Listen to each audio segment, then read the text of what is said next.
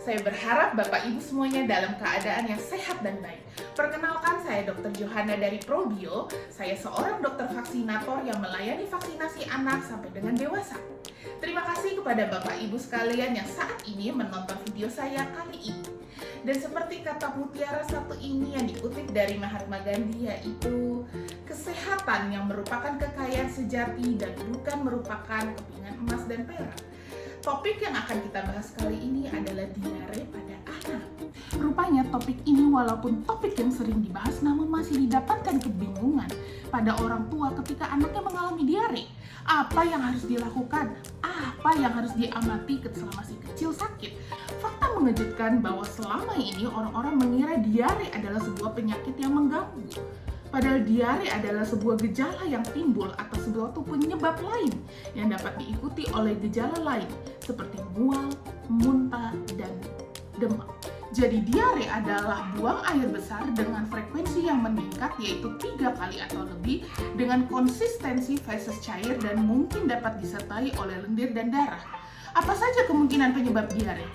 90% diare akut disebabkan oleh karena infeksi, bisa berupa infeksi virus, bakteri, dan yang lainnya. Dan 10% lainnya disebabkan oleh penyebab lain, seperti racun, obat-obatan, dan lain sebagainya. Kebiasaan buruk apa saja yang bisa menyebabkan diare? Pastinya tidak menerapkan PHBS, yaitu pola hidup bersih dan sehat. Contohnya, makan tanpa mencuci tangan yang bersih, minum air mentah, makan makanan yang dihinggapi lalat, buang air besar di sembarang tempat, lingkungan rumah yang kotor, dan sampah yang berserakan. Apa saja tanda dan gejala diare? 1.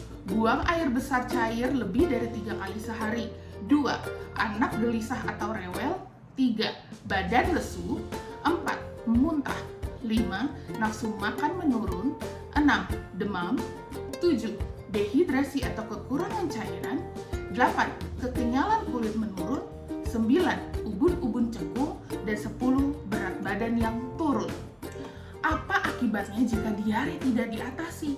Tentunya anak akan kehilangan cairan yang berlebih dan akan mengakibatkan penurunan kesadaran yang dapat berujung kepada kematian. Lalu bagaimana penanganan dari diare tersebut? Mengganti cairan yang keluar dengan Oralit. Bagaimana sih cara membuat Oralit sendiri di rumah Bapak Ibu? Sangat mudah ya Bapak Ibu sekalian. Larutkan 1/4 sendok teh garam dan 1 sendok teh gula dengan 200 ml air matang dan berikan kepada anak.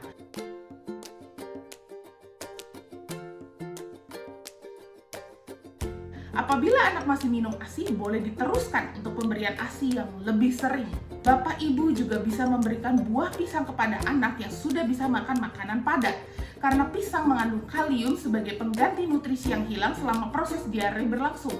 Lalu pisang juga mengandung senyawa pektin yang dapat merangsang penyerapan air dan garam di usus besar. Sehingga dengan mengonsumsi pisang, diharapkan frekuensi buang air besar cair akan berkurang dan nutrisi yang hilang dapat digantikan serta menambah energi bagi tubuh. Apa yang harus diamati selama anak diare? Dilihat apakah anak-anak terlihat selalu haus, apakah ubun-ubun anak cekung, apakah anak mengantuk terus, apakah kekenyalan kulit anak sudah menurun, atau anak sudah tidak ada buang air kecil lagi. Karena itu semua merupakan gejala dari dehidrasi. Maka apabila gejala-gejala tersebut ada, harap segera membawa anak ke fasilitas layanan kesehatan terdekat. Bagaimana cara mencegah terjadinya diare pada anak? 1. Mencuci tangan sebelum dan sesudah makan.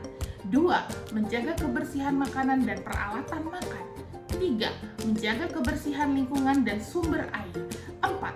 Masak makanan dan minuman sampai matang. 5. Pencegahan dengan vaksinasi. Memangnya ada dok vaksinasi untuk diare? Tentunya ada ya Bapak Ibu. Karena diare pada anak sebagian besar disebabkan oleh virus dan biasanya oleh rotavirus. Oleh sebab itu dapat dicegah dengan vaksin rotavirus. Ada 2 jenis vaksin rotavirus yang ada di Indonesia. Yang pertama adalah Rotarix yang berisi 1 strain rotavirus dan yang kedua adalah Rotatek yang berisi 5 strain rotavirus. Cara pemberiannya pun kedua vaksin tersebut berbeda. Untuk vaksin 1 strain diberikan 2 kali pada anak dan vaksin 5 strain diberikan 3 kali pada anak. Tidak semua anak dapat menerima vaksin rotavirus.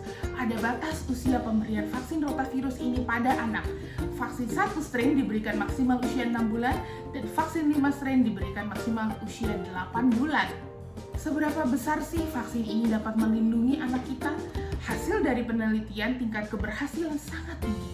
Lebih dari 96% mampu melindungi bayi selama tahun pertama dan 75% hingga usia 18 bulan. Sehingga diharapkan dengan vaksinasi ini dapat menurunkan angka kesakitan dan kematian anak akibat diare. Apabila Bapak Ibu memiliki bayi usia 6 minggu sampai 6 bulan, alangkah baiknya apabila kita bisa memberikan investasi kesehatan kepada anak-anak kita.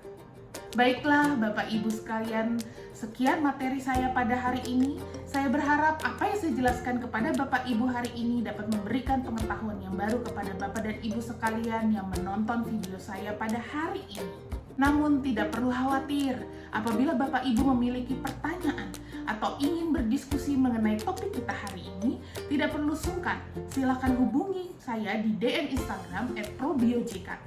Di sana ada banyak pembahasan tentang seputar penyakit dan vaksinasi selain dari diare tentunya. Baiklah, bahwa di dalam tubuh yang sehat terdapat jiwa yang kuat.